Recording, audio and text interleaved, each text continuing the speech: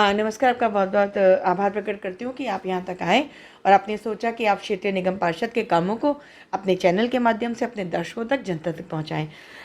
देखिए, निगम में 2017 में जब हम चुनकर आए थे तो हमने जो एक मुख्यतः यहाँ पे समस्या महसूस की थी वो ये थी कि जगह जगह हमें खुले में कूड़ा पड़ा दिखता था। मतलब इतनी पॉश कॉलोनी है यहाँ और जगह जगह कूड़ा जो दिखता था वो मुझे कभी अच्छा नहीं लगता था। उस कूड़े को ऐसे कम से कम 7 से 8 पॉइंट्स थे जिन्हें ओपन गार्बेज डंपिंग साइट्स कहा जाता था। बाकायदा वो अधिकृत कर दी गई थी निगम की तरफ कि यहाँ कूड़ा पड़ता है, यहाँ से कूड़ा उठा लीजिए। लेकिन मेरा ये सपना था कि मैं इनको बिल्कुल कूड़ा ज़ीरो गार्बेज करना चाहती थी और मैंने वो कार्य किया। और वो मेरे 8 पॉइंट आज भी अगर आप चले जाएंगे आपको वहाँ पर इतना सा भी कूड़ा नहीं मिलेगा।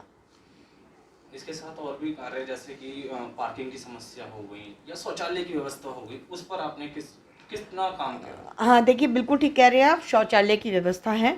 हमने यहाँ पर कई शौचालय बनाए क्योंकि हमें अपनी यूडी मिनिस्ट्री से फंड मिला था स्वच्छता के उसमें। उसके आधार पे हमने यहाँ पे कम से कम 10 से 12 शौचालय बनाए हैं। टॉयलेट ब्लॉक्स विभिन्न पार्कों में बनाए हैं, आनंद विहार बस अड्डे के बाहर बनाए हैं, पार्किंग में भी बनाए हैं ताकि लोगों को समस्याएं ना हों। और उन शौचालयों के रख रखाव के लिए वैसे तो निगम प्रयास करता है, लेकिन कुछ शौचालय ऐसे भी जो हमने पीपी मोड पर दे रखे हैं, यानी कि एनजीओज़ को हमने उन्हें रख रखाव के लिए दे रखा है ताकि हम लोगों को अच्छी सुविधा दे पाएँ। क्योंकि निगम के पास थोड़े फंड कम है, अपने कर्मचारियों की सैलरी नहीं दे पा रहे हैं, तो उसके चलते हमने ये सोचा कि किस प्रकार एनजीओज़ को जोड़ के हम कार्य करें। वो भी हमने यहाँ पे कार्य किया। साथ ही साथ हमने पार्किंग के लिए, बहुत गहन समस्या हमारे क्षेत्र में पार्किंग की, तो डीडीए के जितने बड़े बड़े भूखंड खाली पड़े थे उन सभी भूखंडों को निगम ने अधिकृत पार्किंग साइट्स घोषित किया है। और मैं लोगों से निवेदन करूंगी कि आप अपनी गाड़ियां सड़कों पे या बसें बड़ी बड़ी सड़कों पे खड़ी रहती हैं वो वहाँ खड़ी ना करके पार्किंग के अंदर खड़ी करें ताकि सफाई व्यवस्था अच्छी बनी रहे। साथ ही साथ क्षेत्र में प्रतिदिन हमारे निगम कर्मचारी साफ सफाई की व्यवस्था रखते हैं और जो भी छोटी मोटी रिपेयर टूट फूट होती है उसका हम ध्यान रखते हैं। पार्कों का हमने सौंदर्यीकरण किया। पार्कों में हमने एलईडी लाइट्स लगवाई हैं, सारे क्षेत्र में एलईडी लाइट्स लगाई हैं।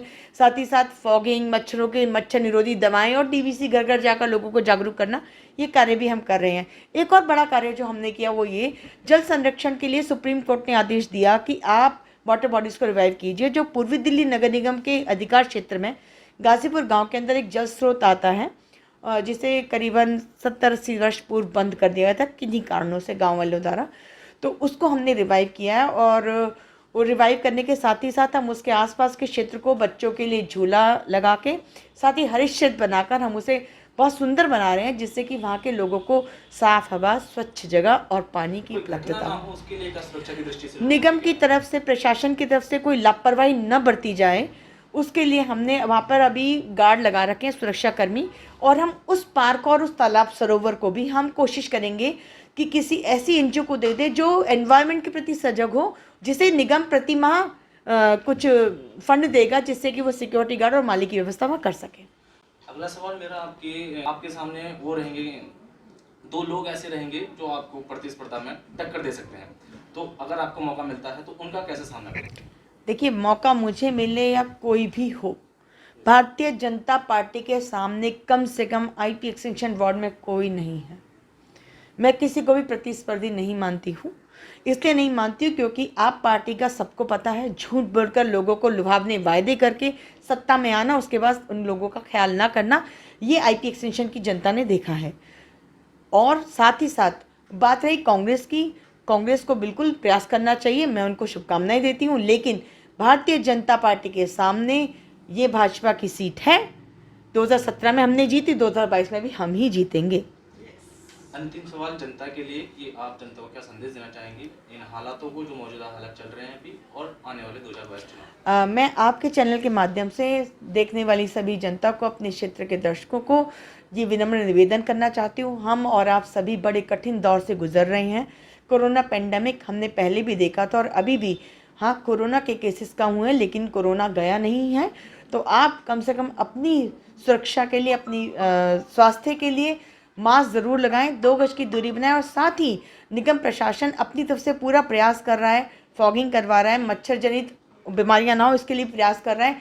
आप उनका थोड़ा सहयोग करें, अपने आसपास अपने स्वास्थ्य का ध्यान रखें। और एक बात और आपके चैनल के माध्यम से, चुनाव जब भी हो, निगम चुनाव हो, विधानसभा हो या लोकसभा चुनाव हो, आप एक ऐसे व्यक्ति को चुनें जो सुख दुख में आपके साथ खड़ा हो, एक ऐसी पार्टी को चुनें जो देश के साख को कभी ठेस नहीं पहुंचने देगी और विश्व में अपने देश का नाम भी रोशन करेगी। ऐसी राष्ट्रवादी पार्टी को ही आप चुनें, यही मैं आपसे विनम्र अनुरोध करती हूँ। जय हिंद, जय भारत।